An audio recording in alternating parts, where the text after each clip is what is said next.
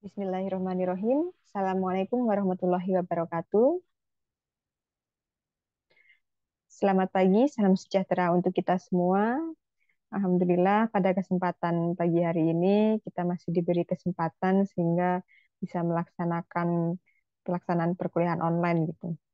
Baik, mudah-mudahan meskipun kita belum bisa bertatap muka secara offline, nah di sini tidak mengurangi dari niat dan juga etikat kita untuk menuntut ilmu, dan mudah-mudahan teman-teman semua juga dalam keadaan sehat selalu, bahagia selalu, damai selalu, dan tetap semangat. Baik, kita lanjutkan untuk materi pada pagi hari ini, yaitu tentang peralatan penanganan material.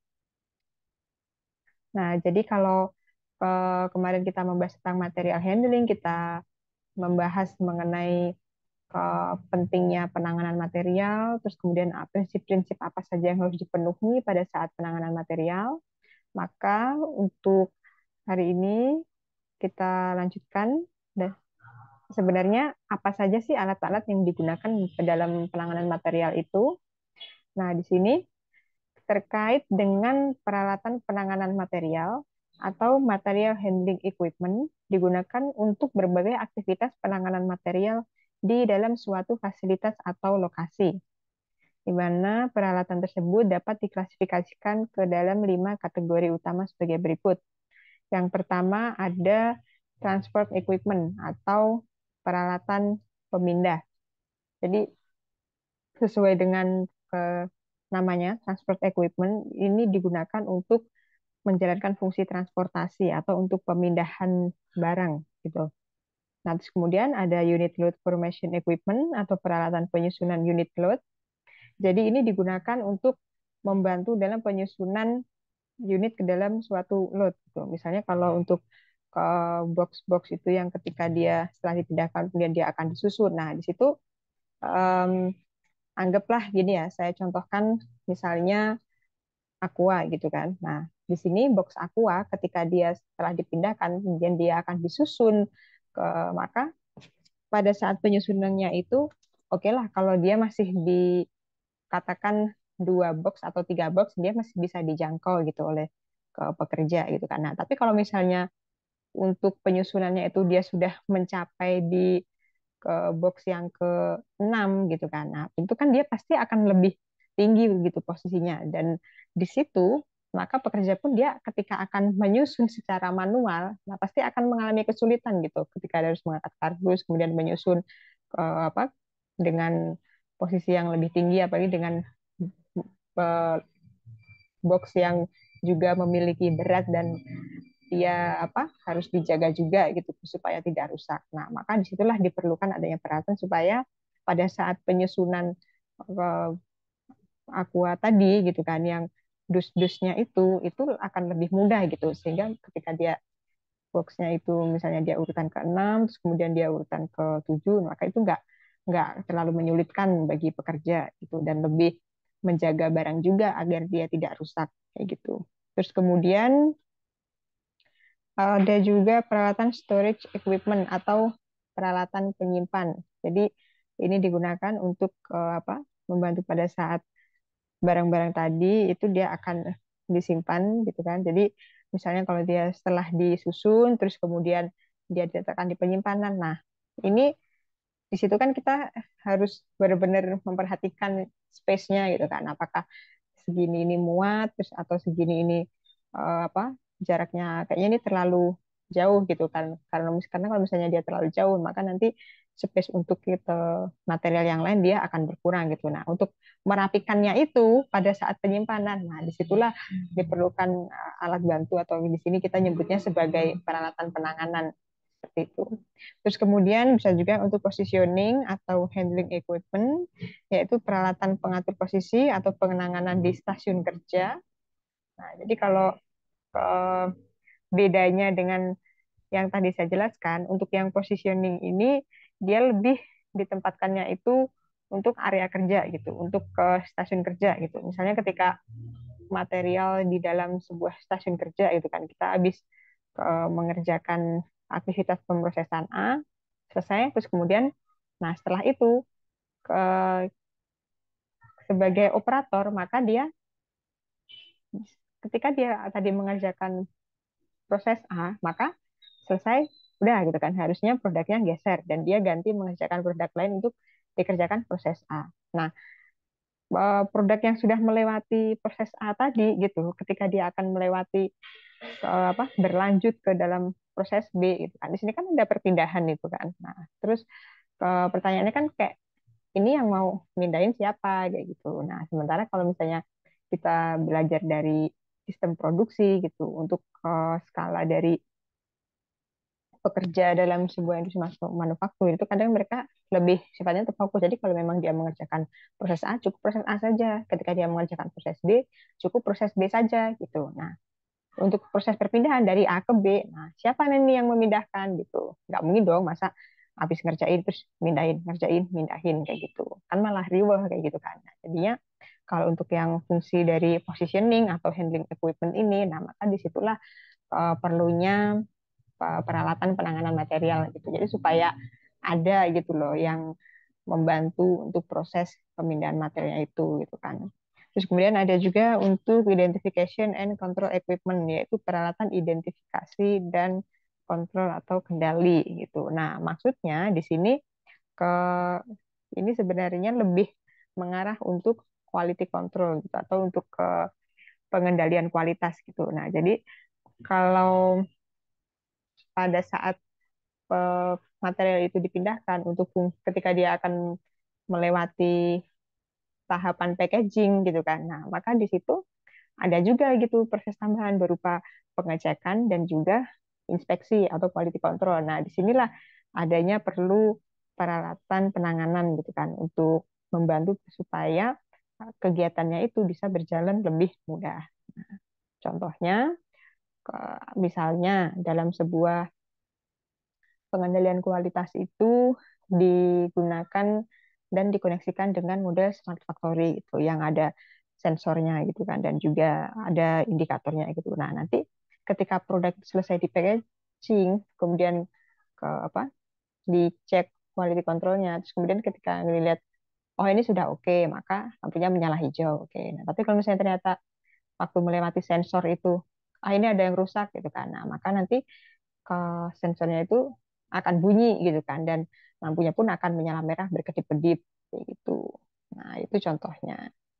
Terus kemudian di sini penjelasannya transport equipment ini peralatan yang digunakan untuk memindahkan material dari satu lokasi ke lokasi lainnya. Misalnya antara stasiun kerja, antar loading, dock dengan area penyimpanan atau storage dan lain-lain. Kemudian subkategori utama untuk peralatan pemindahan adalah conveyor, crane, dan industrial truck atau truk industri. Material juga dapat dipindahkan secara manual tanpa menggunakan peralatan atau no equipment. Nah, jadi kalau misalnya untuk di sini itu digambarkan, nah di sini ada cranes yang merupakan variable path dan juga restricted area. Kemudian di sini ada conveyor fixed path. Nah, ini yang sifatnya ini merupakan ke tetap gitu atau dia di sini ini udah fix gitu ini area jalur untuk pemindahannya ini. Nah, di sini kemudian selain itu di bagian sisi yang sebelah atas ini ada industrial truck gitu kan. Nah, di sini. Nah, di sini merupakan variable data dan unrestricted area. Jadi fungsinya dari transfer equipment kalau misalnya kita lihat dari gambar ini, ya ini memindahkan gitu ketika dia ini masih di posisi crane ke industrial trucks gitu. Jadi selesai diproses lewat conveyor, conveyornya jalan, nah dia akan nyampe dengan sendirinya di industrial truck ini.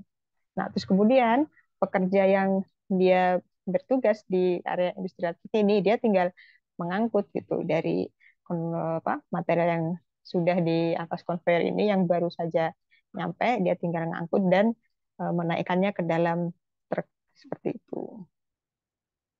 Nah, terus kemudian di sini untuk conveyor, pada umumnya conveyor itu digunakan ketika material dipindahkan berulang kali antar titik yang spesifik gitu. Nah, terus kemudian untuk memindahkan material melalui jalur yang tetap atau fixed path. Terus kemudian ketika ada volume atau jumlah aliran yang cukup besar yang memungkinkan investasi yang tetap untuk pembelian konveyor.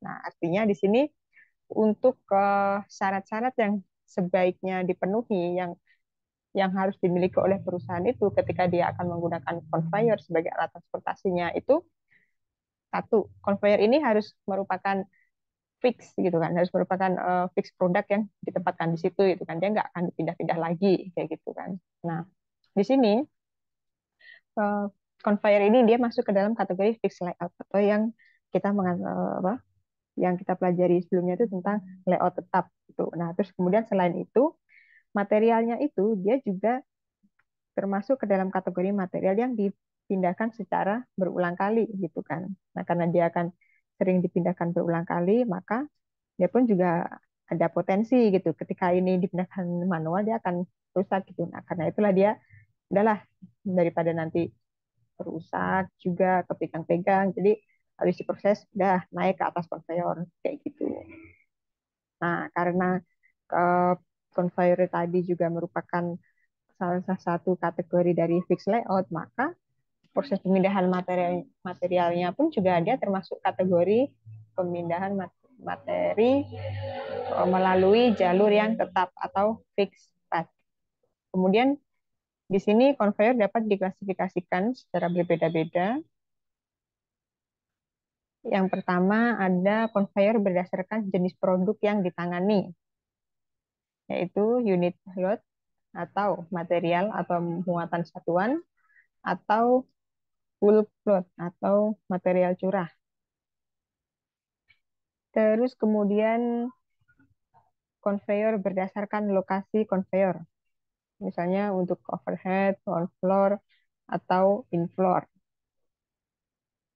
Terus kemudian conveyor juga dapat diklasifikasikan ke dalam kategori ada dapat atau tidaknya muatan itu diakumulasikan pada conveyor gitu. Nah, misalnya gini, untuk contoh dari conveyor yang diklasifikasikan berdasarkan produk, ini misalnya kalau di apa di industri sayur box gitu ya, atau saya mencontohkannya pengepakan sayur gitu kan. Nah, di sini kan untuk lintasan dari buah, terus kemudian sayur, terus kemudian daging. Nah, pasti ini akan berbeda-beda gitu kan, karena selain produknya berbeda, karakteristiknya juga berbeda. Nah, karena itu maka conveyor-nya pun juga pasti akan berbeda dan nggak bisa gantian gitu loh. Karena kalau misalnya conveyor dia habis dipakai buat nanganin daging, terus kemudian dipakai buat nanganin buah, aduh ya kasihan buahnya gitu kan, nanti dia jadi terkontaminasi aroma daging seperti itu. Nah, karena itulah dia harus sesuai dengan jenis produknya gitu. Jadi eh, secara spesifik banget. Nah, kalau dalam dunia industri manufaktur gitu kan, ini contohnya kalau untuk yang berdasarkan jenis produk ini disesuaikan dengan karakter dari produk itu tadi gitu kan. Misalnya kalau dia dalam suatu perusahaan, misalnya dia produknya ada macam-macam, terus ya nggak bisa disatukan, nggak bisa disamakan gitu, karena memang karakternya beda. Dan kalau di saat di misalnya gantian gitu ya, anggaplah kayak oh kayaknya bisa deh ini cukup satu conveyor kan, misalnya kita mengatakan ya hari ini kita di produk yang A besok ganti yang B. Nah, ya nggak bisa gitu juga gitu, karena biaya untuk pembersihannya setelah dipakai yang A untuk yang B ini kan nggak segampang itu juga kayak gitu. Nah, sama misalnya kayak misalnya hari ini kita convernya digunakan untuk lintasan daging gitu kan. Terus kita mau apa nggak apa-apalah hari ini daging, besok ganti buah gitu kan, sama aja gitu ya. Cuman nanti kan bakal perlu di waktu untuk membersihkannya juga gitu, bakal nggak efektif juga kayak gitu. Terus kemudian kalau untuk conveyor yang berdasarkan lokasi ini, nah artinya ke conveyor itu dia akan diletakkan sesuai dengan kemana aliran prosesnya itu, gitu kan. Nah, yang ditekankan adalah prosesnya. Misalnya dia setelah dari melalui stasiun terakhir dia akan memasuki gudang gitu kan. Nah, di situ berarti yang akan menuju gudang pasti nanti ada satu konveyor gitu kan. Nah, tapi sumbernya macam-macam gitu kan. Nah, ada yang dari stasiun ke apa? Stasiun untuk klaster produk A, stasiun klaster produk B, stasiun dan seterusnya. Nah, di sini untuk konveyor yang berdasarkan lokasi, maka semua produk, semua kategori bisa melewati konveyor itu selama dia akan menuju lokasi yang sama. Jadi misalnya kayak tadi akan memasuki gudang ya, mau itu produknya produk klaster A, produk klaster B gitu kan. Nah, selama semuanya itu akan masuk gudang ya dia it's okay, dia nggak apa-apa naik di atas konveyor itu gitu kan. Karena memang tujuannya sama dan ya cuman itu yang ada di sana kayak gitu. Nah, terus kemudian ada lagi konveyor berdasarkan dapat atau tidaknya muatan yang diakumulasikan pada konveyor ini. Jadi kalau yang ini yang sifatnya ini dia lebih lebih lebih kompleks dan lebih fleksibel gitu ya. Nah, kadang kalau untuk yang jenis ketiga ini dia untuk ke kategori produk itu misalnya dalam pada saat fase akhir dari pengepakan mie instan gitu kan. Nah, contohnya gitu. Jadi kalau misalnya teman-teman perhatikan sebelum akhirnya itu di packaging, nah itu kan ada produk mie, terus kemudian di atasnya ditambahkan bumbu, nah terus kemudian ditambahkan saus kayak gitu. Nah, itu kan kita lihat, oh di situ kan berarti ada produk yang diakumulasikan gitu loh. Ada mie, ada bumbu, ada saus gitu dan itu it's okay gitu, nggak masalah gitu karena memang apa nantinya akan melewati proses yang sama gitu. Nah, di sini bedanya kalau untuk yang lokasi dapat tidaknya muatan itu diakumulasikan, ini konveyornya ini masih dia berdasarkan aliran proses produksinya gitu kan. Jadi dia belum berdasarkan lokasi juga gitu. Dia masih istilahnya tuh kalau kita belajar dalam struktur produk ada bagian part, dan seterusnya. Nah, pada saat yang konveyor ini itu dia yang nantinya itu akan dipakai untuk memasuki fase assembly. Jadi untuk yang penyatuannya.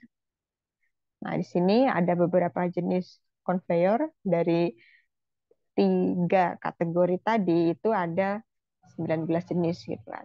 Nah, misalnya ada yang shaft conveyor, kemudian wheel conveyor, roll conveyor, chain conveyor dan seterusnya gitu. Bahkan untuk kategori sortation conveyor itu pun juga ada 5 kategori gitu. Nah, masing-masing memiliki karakter sendiri-sendiri gitu, disesuaikan dengan jenis produksi dan apa proses yang dilakukan di sebuah perusahaan itu.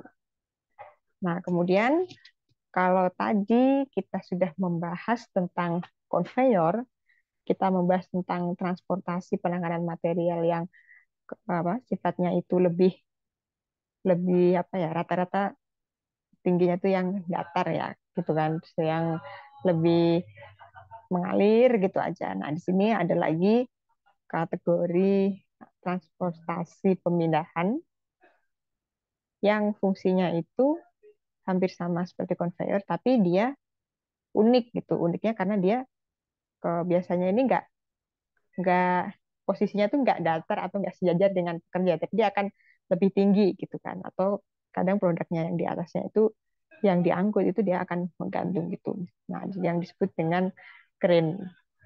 Nah, di sini crane itu digunakan untuk memindahkan material pada jalur yang berubah-ubah atau variable path dalam suatu area yang terbatas atau restricted area. Dan di sini juga ada tipe-tipe utama dari crane, ada jeep crane, kemudian bridge crane, kemudian ada gantry crane, kemudian ada stopper crane, dan ada mobile crane. Nah, jadi misalnya ini contohnya pada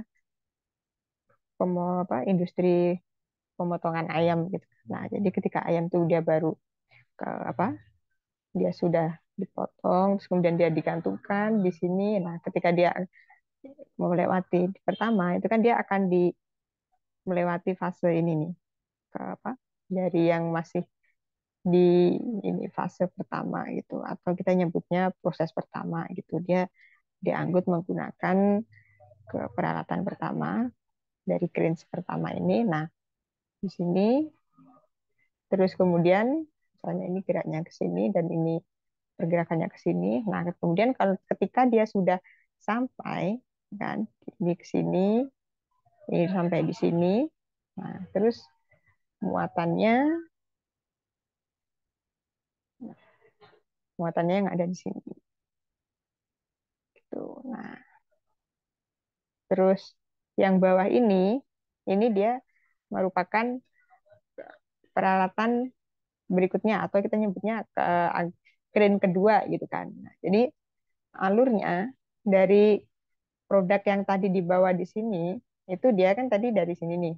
Nah, sini nyampe sini terus ketika sudah sampai, nah di sini pekerja yang dia bertugas di area sini dia akan memindahkan gitu kan. Apa? Kalau kerennya masih keren yang make apa masih manual itu dia akan di sini maka nanti pekerjaan itu dia akan memindahkan secara manual gitu dari sini dilepas kemudian dipindahkan ke peralatan yang di bawahnya ini tuh.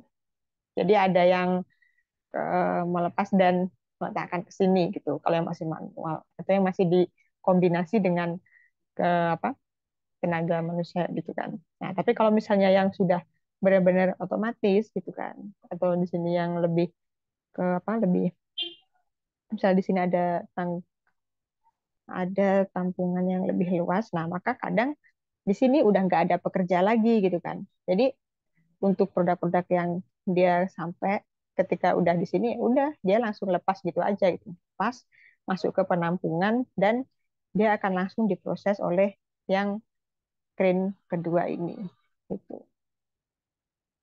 Nah terus kemudian selain crane juga ada industrial truck atau truk industri. Ini digunakan untuk memindahkan material melalui jalur horizontal yang fleksibel tanpa batasan terkait area kerjanya atau unrestricted area. Terus kemudian dapat memberikan pemindahan vertikal jika memiliki kemampuan mengangkat. Lalu digunakan saat volume aliran tidak terlalu banyak sehingga tidak memungkinkan penggunaan konveyor. Kemudian memberikan fleksibilitas yang lebih tinggi dibandingkan konveyor dan crane. Terus kemudian tidak dianjurkan untuk digunakan di jalan umum. Nah, jadi eh, istilahnya ketika kita nyebutnya truk industri gitu. Ini hanya truk yang dia itu dikerjakan dan dijalankan itu hanya di area industri aja, hanya di dalam lingkup pabrikannya itu aja gitu, bukan untuk yang kendaraan keluar seperti itu. Nah, biasanya truk industri ini digunakan apabila yang dipindahkan itu jaraknya melewati gedung-gedung yang lain gitu. Misalnya dia di awalnya gedung A, terus kemudian dia pindah gitu kan ke dari gedung B. Nah, itu kan terlalu jauh gitu kan. Jadi ya udahlah daripada dipindahkan manual pakai truk aja kayak gitu. Nah, biasanya pun untuk yang menggunakan industrial truck ini juga perusahaan-perusahaan yang produksinya pun juga dalam skala besar dan pabrikannya pun juga luas gitu.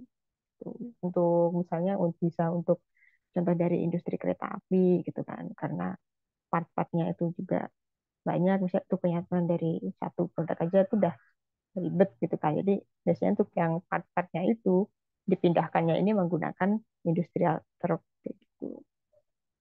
Terus karakteristiknya antara lain manual atau power atau bermesin, kemudian walk atau berjalan atau ride atau dikendarai, terus kemudian stack atau no stack, terus kemudian narrow ISO atau membutuhkan gang yang sempit, terus kemudian ada automated atau bekerja otomatis. Nah, jadi untuk truk industri sendiri itu ada yang masih perlu dikendarai oleh tenaga kerja. Jadi ada yang menaikinya gitu, terus kemudian mengarahkan, kemudian dari dia di apa tenaga kerja juga kayak dia mengambilnya, terus kemudian ngangkat, terus kemudian dia lepas gitu kan. Kayak misalnya kalau untuk di apa, misalnya teman-teman pernah lihat saya kayak truk yang angkut pasir gitu kan, itu kan ada selain dikendarai oleh orangnya itu kan juga dia punya apa alat untuk keruk pasirnya gitu yang bisa digerakkan gitu. Terus dia juga ke apa bagian belakang truknya juga bisa dioperasikan agar dia bisa menuang sendiri gitu kan gitu. Itu juga selain untuk truk pasir untuk truk ke apa yang pengangkut tebu itu juga seperti itu pada saat menuangkan itu nggak satu-satu tapi langsung bisa ditekan supaya bak yang di belakang truknya itu dia akan apa terangkat gitu dan melepas tebu-tebu yang sudah diangkutnya gitu. Nah, terus kemudian ada juga di sini truk yang sifatnya itu otomatis, jadi udah nggak pakai pekerja lagi gitu kan, dia udah semuanya pakai mesin gitu. Nah, di sini dari jenis-jenis industrial truck ada hand truck, kemudian pallet jack, multi stacker, dan seterusnya sampai dengan contoh dari truk yang otomatis atau automatic guided vehicle. Nah, di sini ada 5 jenis. Ada tow AGV, unit load AGV, assembly AGV, light load AGV, dan juga fork AGV. Ini contohnya dari industrial truck. Nah, ini yang ke apa? Contohnya dari yang masih memerlukan tenaga kerja gitu ya. Jadi ada operatornya ini di sini.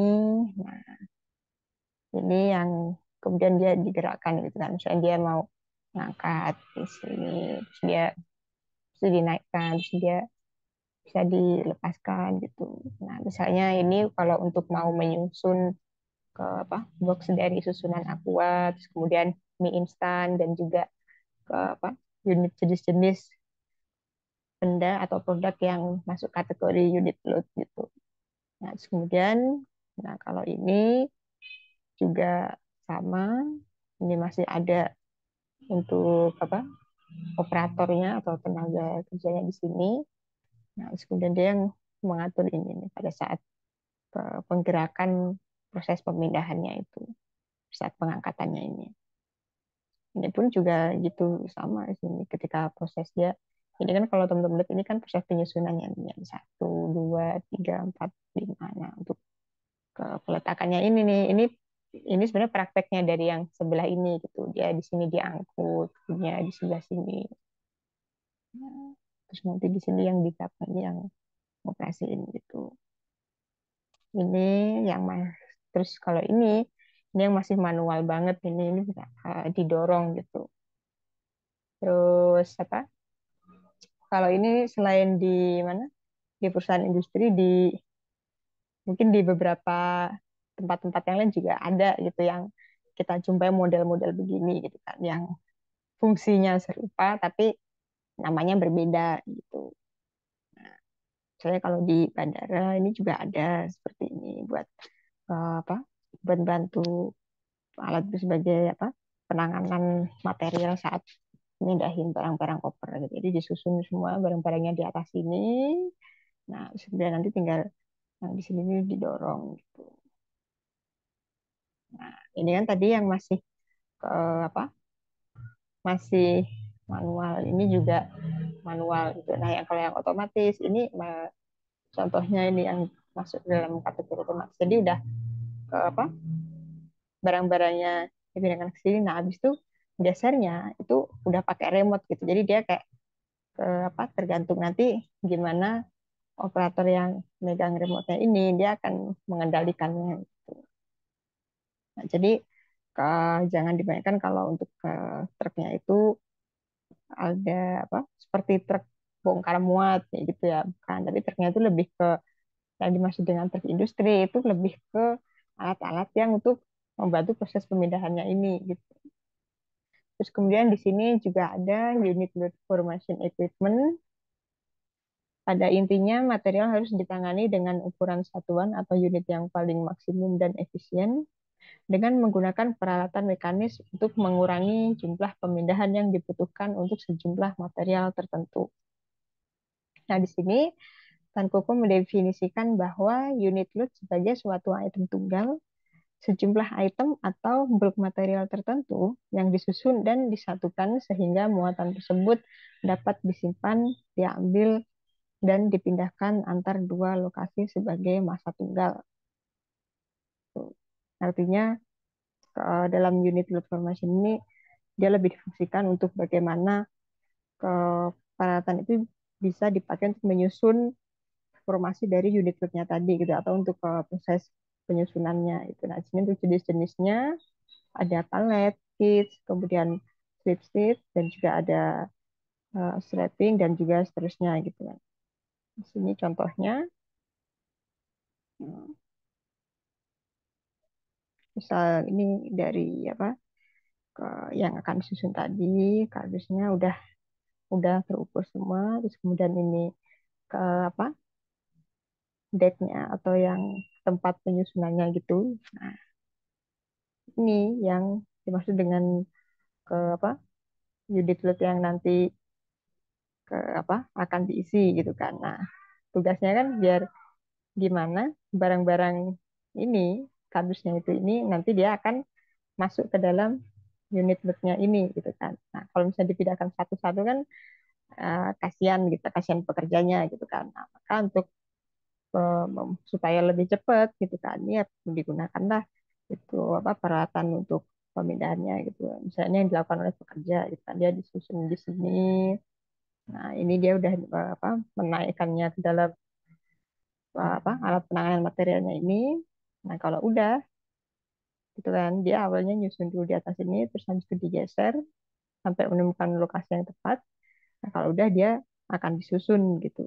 Misalnya disesuaikan dengan kondisi space dan juga ruang yang tersedia gitu.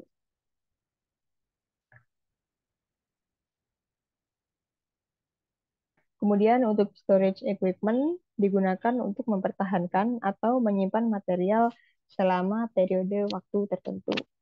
Alasannya untuk mengatasi permasalahan waktu akibat adanya lead time, kemudian yang memungkinkan material dan produk tersedia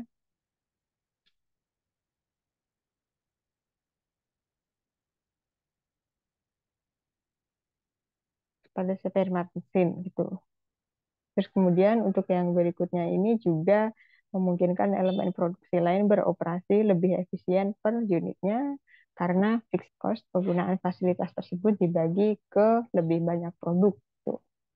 Nah, maksudnya untuk yang storage equipment ini lebih mengarah dan dia ini berhubungan dengan manajemen inventory atau manajemen persediaan. Jadi supaya ketika tenaga kerja itu dia membutuhkan produk itu, nah maka produk itu udah pasti ada tersedia dan dia tuh mudah untuk dicari gitu kan, gampang untuk ditemukan gitu. Nah, disinilah yang apa diperlukannya alat-alat untuk membantu penyusunannya itu nanti. Untuk jenis-jenisnya ada block stacking, kemudian ada selective palette, terus kemudian ada storage carousel, ada mezzanine dan seterusnya. Ini contoh-contohnya. Kalau misalnya teman lihat ya, ini jadi tinggi gitu kan ini. Misalnya yang di sini nih ada di saud satu, kemudian dua, tiga. Nah, kalau misalnya dia ngambil yang di atas ini kan berat, gitu kan nggak apa payah lah gitu kan. Jadi perlu pemakaian ini storage equipment ini untuk proses penyimpanannya gitu, proses penyusunan. Misalnya ini jadi yang untuk apa area penyimpanannya itu ada tiga tempat. Yang paling bawah ini satu, terus kemudian ini tengah, terus kemudian sampai dengan yang bagian atasnya di sini. Nah, terus di sini, nah, dia tugasnya untuk penyusunannya ini, itu kan dia paling satu, habis itu dia diletakkan di bagian yang kedua, terus ini dia meletakkan lagi yang di urutan ketiga kayak gini. Terus nanti kalau misalnya udah nanti dia di sebelahnya menyusun lagi kayak gitu. Jadi lebih untuk perhatian kayak gitu. Kemudian ada positioning equipment digunakan untuk menangani material pada satu lokasi tertentu sehingga material tersebut dapat berada pada posisi dan orientasi yang tepat untuk penanganan, pemrosesan, pemindahan, atau penyimpanan selanjutnya. Di sini tidak seperti transport equipment, positioning equipment biasanya dilakukan untuk penanganan pada suatu stasiun kerja tunggal, di mana material sebenarnya juga dapat diposisikan secara manual tanpa menggunakan peralatan tertentu. Nah, jadi uh, untuk positioning equipment ini jenis-jenisnya ada yang merupakan lift turntable, kemudian dock leveler, dan berikut seterusnya. Nah, di sini untuk apa teknis pelaksanaannya, untuk contohnya itu kan. Ini kan kalau kita lihat kan rumit gitu kan, rumit gitu kayak ini awalnya dia di konversi ini, terus kemudian dia masih di sini diproses, kemudian masuk ke tahap sini itu kan, terus dia lagi gitu kan di yang di bawahnya sini diproses, dan ini pun kayak ke mungkin lebih lebih kelihatan kalau positioning equipment ini semacam apa asisten gitu ya, jadi supaya tenaga kerja itu dia kalau memang ada perlu tuh kayak ya ini udah ada, ini udah ada, ini udah ada, terus kalau dia habis pakai itu kayak dah ini nanti udah otomatis dia akan ke sana, ini otomatis akan ke sana kayak gitu. Terus kemudian di sini ada identification and control equipment yang digunakan untuk mengumpulkan dan kemudian mengkomunikasikan informasi yang dibutuhkan untuk mengkoordinasikan atau mengkontrol aliran material di dalam fasilitas dan antar fasilitas, termasuk dengan supplier dan konsumen. Kemudian dapat juga dilakukan secara manual tanpa alat khusus, namun sulit memenuhi kecepatan, ukuran, dan kompleksitas pada sistem yang lebih modern. Jenis-jenis utama identification and communication equipment ada barcode, kemudian radio frequency identification, ada magnetic strips, ada machine vision, ada radio frequency tag, kemudian ada electronic data interchange and internet. Misalnya kalau apa ini pada barcode gitu kan, jadi produk akhir yang ada barcode-nya, terus kemudian kita mau ngecek dan mau melakukan pendataan, nah ini kita cukup scan gitu dari barcode-nya ini gitu. Terus kemudian ada ke radio frequency identification, jadi kita menggunakan bantuan dari gelombang frekuensi radio untuk kita memastikan gitu loh kayak oh ya ini udah sesuai, ini belum gitu kan. Nah, terus kemudian ini dari contoh-contoh ke apa produk untuk controlling equipment tadi itu karena yang rata-rata itu bekerjanya dengan menggunakan sistem sensor. Kemudian selain terdapat peralatan yang sebenarnya itu menunjang dalam proses penanganan material, ternyata ada juga permasalahan-permasalahan dalam perancangan sistem penanganan material. Antara lain, perancangan sistem yang baru, terus kemudian ada perbaikan sistem yang meliputi penilaian periodik terhadap performa sistem, kemudian ada checklist.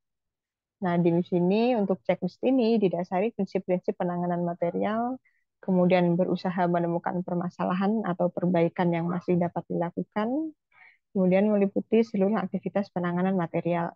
Jadi lebih ke inspeksi gitu ya. Misalnya ini udah sesuai dengan standar ABC, ya dicentang. Ini udah oke dicentang. Ini belum berarti dia masih ke apa masih disilang gitu kan, dan menjadi catatan gitu untuk nantinya dilakukan perbaikan seperti itu. Terus di sini untuk prosedur pemilihan materialnya itu yang pertama menghubungkan dan mempertimbangkan semua faktor yang berpengaruh. Terus kemudian terdapat 3 aspek utama dalam menyelesaikan permasalahan penanganan material, yaitu kita melihat bagaimanakah karakteristik materialnya, terus apa kita analisis bagaimanakah teknik pemindahan atau moves-nya, terus kemudian kita perkirakan kira-kira metode yang tepat itu seperti apa gitu. Nah, Kayak tadi ya, misalnya kita tahu apa kalau ini kayaknya dia karakteristiknya keras, kemudian berat, dan kalau dipindahkan mana dia cenderung mengakibatkan resiko kecelakaan kerja dan waktu yang lama, loh berarti dia cocoknya menggunakan truk industri seperti itu. Terus kemudian kalau misalnya karakternya itu dia apa, dia masih masuk di dalam fase aliran proses atau dia masuk di dalam apa, aliran akan memasuki apa storage yang gudang gitu. Nah, dia bisa menggunakan conveyor seperti itu. Nah, lebih jauh lagi, terdapat 70 sampai dengan 80 aspek yang perlu dipertimbangkan dalam penyelesaian permasalahan tersebut gitu. Karena faktor for consideration in material handling problem analysis. Jadi memang terdapat banyak sekali faktor-faktor yang harus benar-benar kita pertimbangkan ketika akan memilih kayak ini pakai alat ini gitu kan, ini pakai alat itu gitu kan. Nah, gitu. Di luar faktor-faktor itu pun faktor biaya, faktor besaran tenaga listrik yang nanti digunakan itu juga akan berpengaruh seperti itu. Terus kemudian prosedur pemilihan peralatan yang kedua yaitu menentukan tingkat mekanisasi. Dan sebelum sebuah keputusan dapat dibuat terkait peralatan yang akan digunakan untuk situasi penanganan material tertentu, beberapa pertimbangan harus diberikan untuk menentukan tingkat mekanisasi yang sesuai. Di sini, tingkat mekanisasi berpengaruh terhadap biaya investasi, biaya operasi, dan biaya per unit produk. Jadi, kalau di level yang tingkat mekanisasi ini kita lebih menganalisis gitu, kayak ketika kita memilih peralatan A, kelebihannya apa, kekurangannya apa, terus kemudian kita harus mengeluarkan biaya berapa gitu kan. Terus kita juga mempertimbangkan ini nanti peratannya bisa dipakai selama berapa lama kayak gitu. Terus kalau misalnya rusak, ada nggak ini apa yang tukang benerinnya itu yang bisa untuk dimintai apa, mintai MRO-nya gitu kan untuk maintenance dan repair-nya itu, atau kalau misalnya rusak, oh ya udah rusak beli lagi kayak gitu kan, repot juga gitu kan.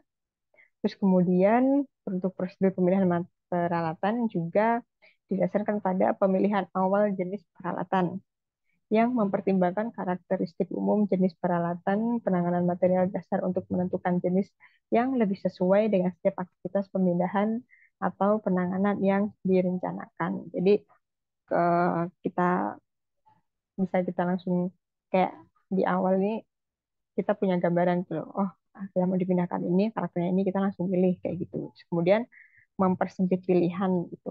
Dan ini proses yang lebih dalam lagi dengan mempertimbangkan karakteristik khusus pada setiap peralatan material handling yang ada untuk mempersempit jumlah pilihan yang harus ditentukan selanjutnya.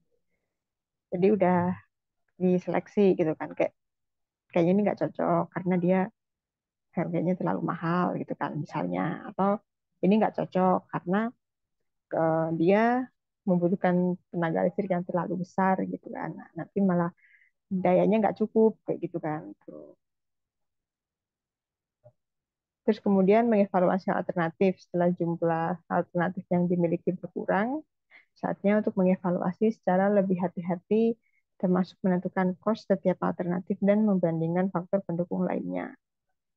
Tuh, nah, biasanya untuk fase evaluasi ini harus didukung dengan data-data real gitu kan. Misalnya kalau tadi faktor biaya, nah harus jelas ini kita mau ngomong ini biayanya tinggi berapa gitu kan. Terus selisihnya berapa rupiah gitu kan. Harus jelas angkanya gitu. Terus ketika misalnya tadi kita ngomong ini enggak cocok, dayanya terlalu tinggi. Nah, ini harus jelas juga itu. Ini dia memiliki daya berapa. Terus untuk perusahaan itu juga dia memiliki daya berapa gitu kan. Jadi biar ketika mau ngambil keputusan tuh kayak oke okay lah memang pas itu kayak gitu kan, nggak cocok, nggak sesuai kayak gitu. Nah terus kemudian langkah berikutnya yaitu mengamati compatibility atau kesesuaian dengan peralatan lain. Nah, selama proses pemilihan peralatan, perhatian terus-menerus harus diberikan terhadap compatibility atau kesesuaian jenis peralatan yang dipertimbangkan dengan peralatan lain yang digunakan. Termasuk di dalamnya adalah mengusahakan penyederhanaan dan standarisasi peralatan. Nah, artinya gini, misal kita mau pilih keren gitu kan, karena kita lihat prosesnya banyak, aliran proses produksi banyak, ribet, kayak udahlah kita pilih keren aja biar nanti ke apa keren yang ngatur itu pergerakannya, alirannya. Kita cukup memantau gitu kan. Kita cukup apa memastikan ini oke gitu kan. Nah, tapi kita harus melihat tingkat kompatibilitasnya gitu kan. Apakah di lantai produksi itu memungkinkan jika keren itu ditaruh di sana gitu loh.